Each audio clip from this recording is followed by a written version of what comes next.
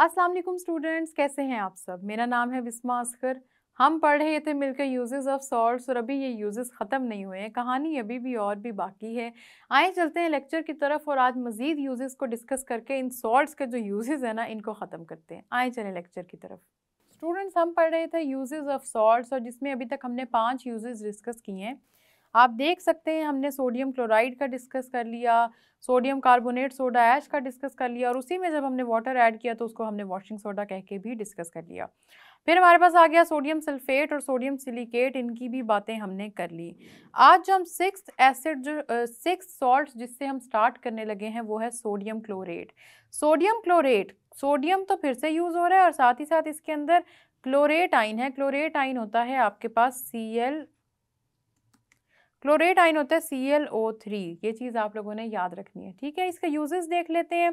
Used for the manufacture of explosives, plastics and other chemicals. Other chemicals वाली तो वही बात है, याद रखनी है आपने, बार बार हमने कर ली। अदर केमिकल्स वाली बात नहीं भूलनी। प्लास्टिक्स इसमें हो जाएंगे और एक्सप्लोसिव्स हो जाएंगे। क्लोरीन और इस तरह के कुछ रिएक्शंस होते हैं जो एक्सप्लोसिव इन नेचर होते हैं। ऑक्सीजन जहाँ आ जाए वहाँ बर्निंग लाजमी होती है। तो ये कुछ चीज़ें हैं जिनको जब आप रिलेट करेंगे तो आपको ये यूजेस याद रह जाएंगे कि सोडियम क्लोरेट में हमारे पास एक्सप्लोसिव भी होंगे, बर्निंग का प्रोसेस मतलब होगा, प्लास्टिक के मैन्युफैक्चर एंड अदर केमिकल्स के मैन्युफैक्चर के लिए भी ये यूज़ होंगे।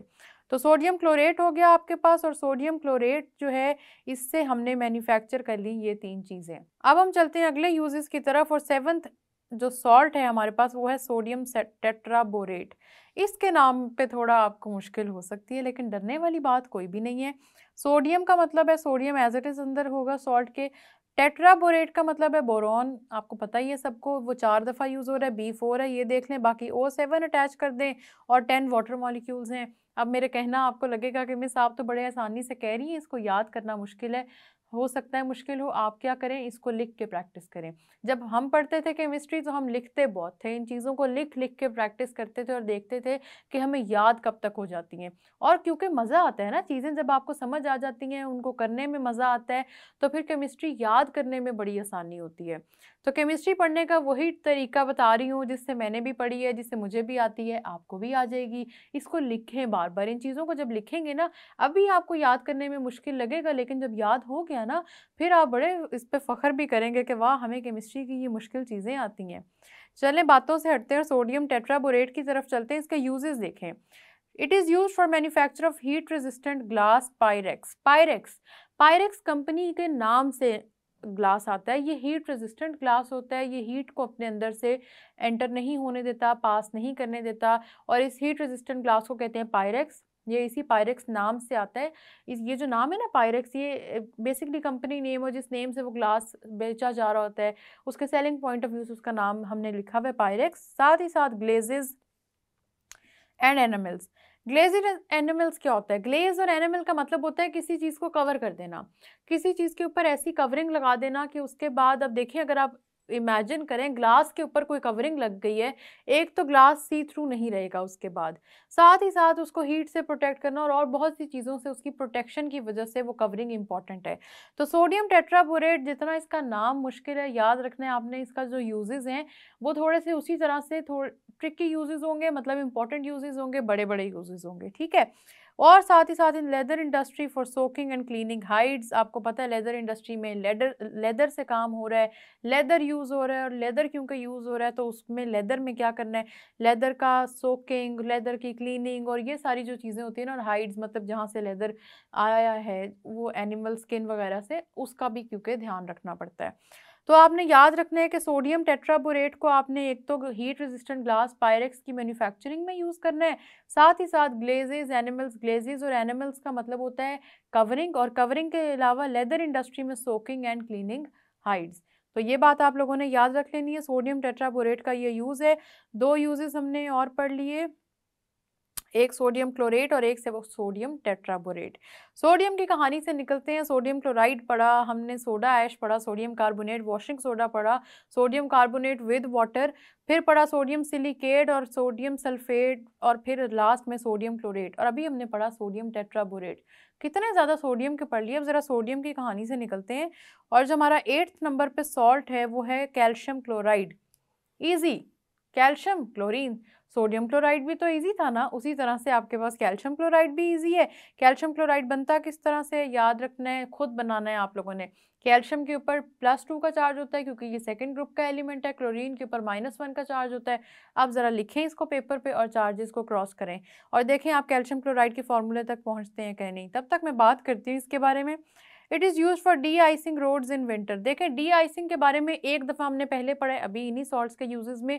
सोडियम क्लोराइड, सोडियम क्लोराइड और कैल्शियम क्लोराइड नाम मिलते जुलते हैं ना, दोनों क्लोरीन के सॉल्ट्स हैं, दोनों में क्लोरीन है, दोनों में मेटल है। एक में सोडियम है, एक में कैल्शियम है। सिर्फ सोडियम और कैल्शियम का डिफरेंस है, दोनों सॉल्ट्स हैं और दोनों ही क्लोरीन के सॉल्ट्स हैं। तो दोनों डी आइसिंग ऑफ रोड्स में यूज होंगे, साथ ही साथ as a drying agent of chemical reagents and freezing agent. ये बहुत इंपॉर्टेंट दो चीज़ें हैं केमिस्ट्री में।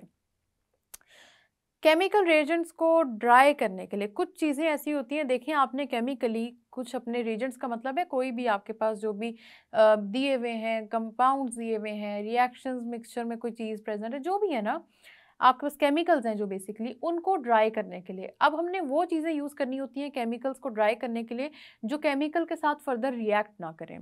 तो कोई ऐसी चीज़ यूज़ होगी, ज़ाहिर सी बात है, जो रिएक्ट अगर नहीं करती तो हमारे पास जो केमिकल मौजूद है वो एज इट इज़ ही रहेगा। तो जब हमने उसकी ड्राइंग के लिए यूज़ करना है तो हमने क्या करना है, फ्रीजिंग एजेंट या ड्राइंग एजेंट के लिए ऐसा कुछ यूज़ करना है जो उस केमिकल के साथ रिएक्ट नहीं करेगा। तो जी स्टूडेंट्स, कैल्शियम क्लोराइड की वो प्रॉपर्टी है। कैल्शियम क्लोराइड क्या है, वो रिएक्ट नहीं करेगा केमिकल रिएजेंट्स या केमिकल्स के साथ। रिएजेंट्स उसका वैसे आप कॉम्प्लिकेटेड सा नाम लेने की वजह सिर्फ केमिकल कह दें तो भी ठीक है। ड्राई करेगा, उनको ड्राइंग एजेंट के तौर पे यूज़ होगा, साथ ही साथ फ्रीजिंग एजेंट के तौर पे, मतलब उनको फ्रीज करके रखने के लिए भी यूज़ होगा, लेकिन केमिकल्स के साथ कैल्शियम क्लोराइड रिएक्ट भी नहीं करेगा। तो ये चीज़ आप लोगों ने याद रखनी है। सोडियम टेट्राबोरेट और कैल्शियम क्लोराइड के बाद जो हमारे पास है वो है कैल्शियम ऑक्साइड। क्विक लाइम, नाम बहुत इंपॉर्टेंट है, क्विक लाइम इंपॉर्टेंट नाम है। कैल्शियम ऑक्साइड पहले कहाँ पढ़ा था, याद होगा आपको, हमने केमिकल इक्विलिब्रियम में कैल्शियम कार्बोनेट की फॉर्मेशन और डिकम्पोजिशन के दौरान देखा था कि कैल्शियम ऑक्साइड मतलब कि क्विक लाइम कार्बन डाइऑक्साइड के साथ कंबाइन होकर कैल्शियम कार्बोनेट बनाता है। आप कहेंगे मिस आप क्या कहीं और ले गई हैं, इधर रहें, यहाँ के यूजेस ही बहुत ज़्यादा हैं, चलें इन्हीं की बात करते हैं। It is used as drying agent for gases. अभी मैंने आपको बताया कि ड्राइंग एजेंट हम तब यूज़ करते हैं जब हम चाहते हैं कि हमारे जो भी हम यूज़ कर रहे हैं ना केमिकल है जो भी, उसके साथ वो चीज़ रिएक्ट ना करे। अब गैसेस के ड्राइंग एजेंट भी, मतलब मत पड़े कॉम्प्लेक्स चीज़ों में, मत ये आप सोचें कि गैसेस को किस तरह ड्राई किया जाता है, लंबे प्रोसीजर्स हैं। सॉल्ट के यूजेस पढ़ें, पेपर में ये पूछे जाते हैं, ठीक है। ड्राइंग एजेंट फॉर गैसेस के तौर पे यूज़ होगा, अल्कोहल के लिए ड्राइंग एजेंट बन जाएगा, और साथ ही साथ steel making, water treatment. Water treatment का क्या मतलब है, ये इंपॉर्टेंट चीज़ है। वाटर ट्रीटमेंट का मतलब होता है, आपको पता है कि वाटर की स्टेरिलाइजेशन करना, वाटर की सफाई करना बहुत इंपॉर्टेंट चीज़ है, ठीक है। तो वाटर ट्रीटमेंट का मतलब होता है जब वाटर को स्टेरिलाइज किया जा रहा होता है, उसको क्लीन किया जा रहा होता है, तो वहाँ पे भी हमारे पास कैल्शियम ऑक्साइड या क्विक लाइम यूज़ होता है, ठीक है। साथ ही साथ ड्राइंग एजेंट तो है गैसेज और अल्कोहल का, स्टील मेकिंग में भी यूज़ होगा और ये वाटर ट्रीटमेंट में भी यूज़ होगा। बाकी वही टू मैन्युफैक्चर अदर केमिकल्स में बात करते हैं, स्लेक्ट लाइम को मैन्युफैक्चर करेगा, ब्लीचिंग पाउडर को मैन्युफैक्चर करेगा, कैल्शियम कार्बाइड को मैन्युफैक्चर करेगा, और अगर कुछ भी याद ना आए तो लिख देना कैल्शियम कार्बोनेट को मैन्युफैक्चर करेगा, क्योंकि वो हमने पढ़ा था केमिकल इक्विलिब्रियम में। तो याद होगा आप सबको, उम्मीद है। उसके बाद for purification of sugar, a mixture of calcium oxide and sodium hydroxide called soda lime is used to remove carbon dioxide and water vapours from air. Sugar की मैन्युफैक्चरिंग का एक प्रोसेस है जो उन्होंने पूरा का पूरा एक्सप्लेन कर दिया, तो अब इसको याद करना मुश्किल नहीं होगा, क्योंकि शुगर मैन्युफैक्चरिंग का ये शुगर प्योरिफिकेशन का ये जो प्रोसेस है, इसमें कैल्शियम ऑक्साइड और कास्टिक सोडा, जिसको कहते हैं सोडियम हाइड्रोक्साइड, इनका मिक्सचर लिया जाता है। कैल्शियम ऑक्साइड हमारे पास क्या है, क्विक लाइम। क्विक लाइम का मिक्सचर लिया जाएगा कास्टिक सोडा सोडियम हाइड्रोक्साइड के साथ, और जो मिक्सचर बनता है उसको कहते हैं सोडा लाइम, ठीक है। लाइम आपका आ गया क्विक लाइम से, क्योंकि कैल्शियम ऑक्साइड को क्विक लाइम कहते हैं, लाइम आ गया क्विक लाइम से। और सोडा कहाँ से आया, सोडा आपका आया कास्टिक सोडा, सोडियम हाइड्रोक्साइड का नाम क्योंकि होता है कास्टिक सोडा, तो सोडा आ गया आपका उधर से, ठीक है। सोडा लाइम इसका नाम हो गया। ये फर्दर क्या करता है, it is use to remove carbon dioxide and water vapours from air. Air की प्योरिफिकेशन भी करता है, क्योंकि एयर में से ये कार्बन डाइऑक्साइड और वाटर वेपर्स को रिमूव कर देता है। तो सोडा लाइम का जो यूज़ है वो पेपर में पूछा जा सकता है स्टूडेंट्स, इसको याद रखना है। सोडा लाइम का use paper point of view से बहुत इंपॉर्टेंट है, ठीक है, ये वाली बात होगी। हमने क्या बात की कि कैल्शियम ऑक्साइड जो है क्विक लाइम, ये हमने यूज़ करना है, इसको ड्राइंग एजेंट के तौर पे यूज़ करना है, गैसेस अल्कोहल के स्टील मेकिंग में यूज़ होगा। फिर उसके बाद ये वाटर ट्रीटमेंट के लिए। अदर केमिकल्स में बात करें तो slaked lime, bleaching powder, calcium carbide, calcium carbonate, मैं आपको खुद से बता रही हूँ। साथ ही साथ शुगर की प्योरीफिकेशन का ये बहुत इंपॉर्टेंट प्रोसीजर है, जिसमें बनता है सोडा लाइम, और सोडा लाइम कार्बन डाइऑक्साइड और एयर में से वाटर वेपर्स को करता है रिमूव। तो कैल्शियम ऑक्साइड क्विक लाइम लगता है बहुत इंपॉर्टेंट है, क्योंकि इसके इतने ज़्यादा यूजेस दिए हुए हैं और इतना ज़्यादा उनको एक्सप्लेन भी किया हुआ है। तो जी स्टूडेंट्स, ये इंपॉर्टेंट है, पेपर पॉइंट ऑफ व्यू से भी इंपॉर्टेंट है।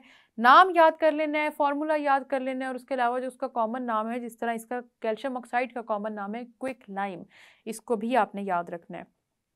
फिर से चलते हैं कैल्शियम सल्फेट की तरफ। यहाँ पे लेकिन थोड़ी सी ट्रिकी चीज़ है, इसके नाम में, कैल्शियम सल्फेट के नाम में याद रखना है वाटर अटैच्ड है।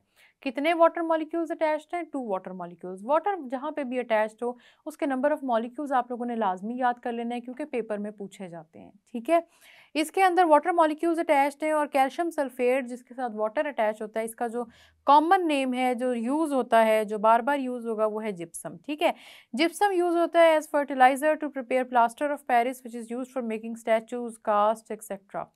देखा है आपने कितने बड़े बड़े स्टैचूज बने होते हैं, कितने खूबसूरत स्टैचूज होते हैं ना, वो सब कैसे बनते हैं? वो सब बनते हैं आपके जिप्सम से। ठीक है, इससे एक और चीज़ प्रिपेयर होती है, प्लास्टर ऑफ पेरिस। प्लास्टर होता है जो आपके पास प्लास्टर है, उसकी मैन्युफैक्चरिंग करेगा ये, और साथ ही साथ ये क्या करेगा, फर्टिलाइज़र के तौर पे भी यूज़ होगा। ये 3 इसके इंपॉर्टेंट यूजेस हैं। ये प्लास्टर ऑफ पेरिस पे भी मज़ीद हमने बात करनी है। हमने स्टैचूज़ के तो बात कर ली ना, चले plaster of Paris. Plaster of Paris ये होता है स्टूडेंट्स, आप वो जो प्लास्टर नहीं, जिसको उर्दू में प्लस्तर भी वैसे कहा जाता है, वो जो प्लास्टर यूज़ होता है ना, आपकी जो बिल्कुल वाइट कास्ट छोड़ देता है, जो वाइट कलर की एक बड़ी प्यारी सी फिनिशिंग देता है ना, वो यूज़ करते हैं जिप्सम, वहाँ पे यूज़ होता है। तो ये स्टैचूज़ बनाने में भी यूज़ होगा, ये कहीं पे भी कोई और किस्म का कास्ट है उसमें भी यूज़ होगा। इसके अलावा ये फर्टिलाइज़र के लिए बहुत इंपॉर्टेंट है। तो calcium sulphate, gypsum chemistry point of view से भी इम्पॉर्टेंट है, पेपर पॉइंट ऑफ व्यू से भी इम्पॉर्टेंट है, हमारी वैसे भी केमिस्ट्री के पॉइंट ऑफ व्यू से, मतलब ये जो 9, 10th, 11th, 12th की केमिस्ट्री है, उस पॉइंट ऑफ व्यू से भी जिप्सम बहुत इंपॉर्टेंट है। जिप्सम आप सबने याद रख लेना है, इसको आप लोगों ने भूलना नहीं है। ठीक है, कैल्शियम सल्फेट हो गया जिप्सम के तौर पे, ये फर्टिलाइज़र में यूज़ होगा।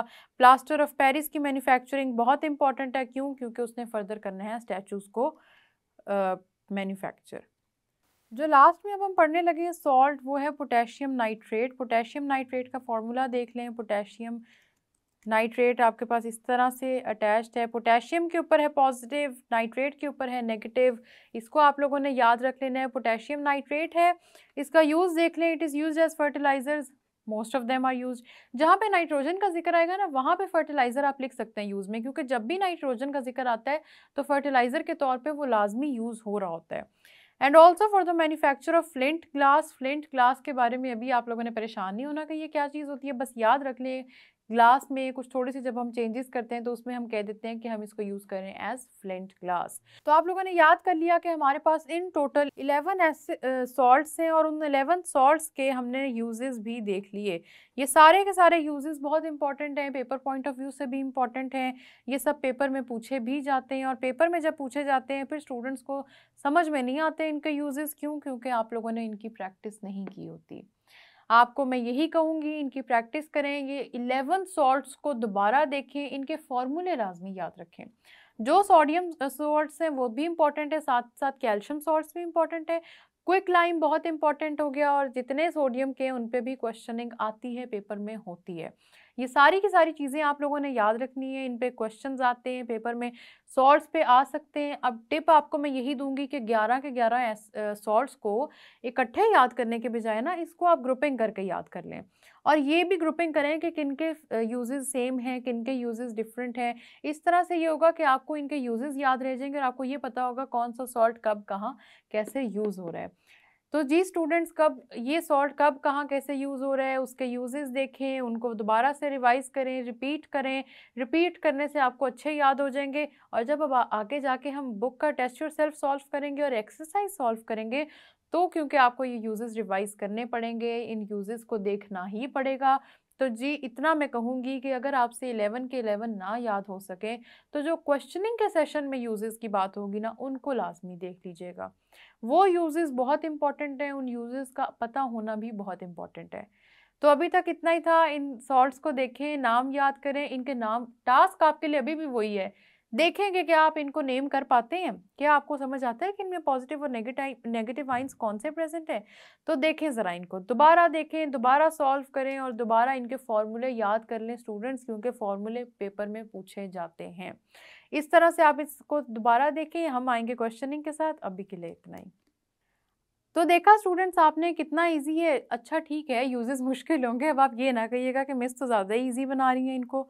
हो सकता है मुश्किल हो सकता है कुछ को बहुत ही आसानी से याद हो गए हो। वही टिप है, ट्रिक है कि जब भी आप कहीं पे भी सॉल्ट मैन्युफैक्चरिंग करें किसी भी रिएक्शन से, जो सॉल्ट बनता है उसका यूज़ को अपने माइंड में मेमोराइज करें। और साथ ही साथ इम्पॉर्टेंट चीज़, बुक की क्वेश्चनिंग में जितने सॉल्ट्स का जिक्र है वो लाजमी आपने देखने हैं। क्वेश्चन जब हम साथ देखेंगे तब मैं आपको इसका बताऊंगी। अभी आप इन सॉल्ट्स के यूजेस को थोड़ा सा रिवाइज करें और साथ ही साथ इनके फॉर्मूले लिखने भी सीखें। हम मिलेंगे नेक्स्ट लेक्चर में, तब तक के लिए अल्लाह हाफिज़।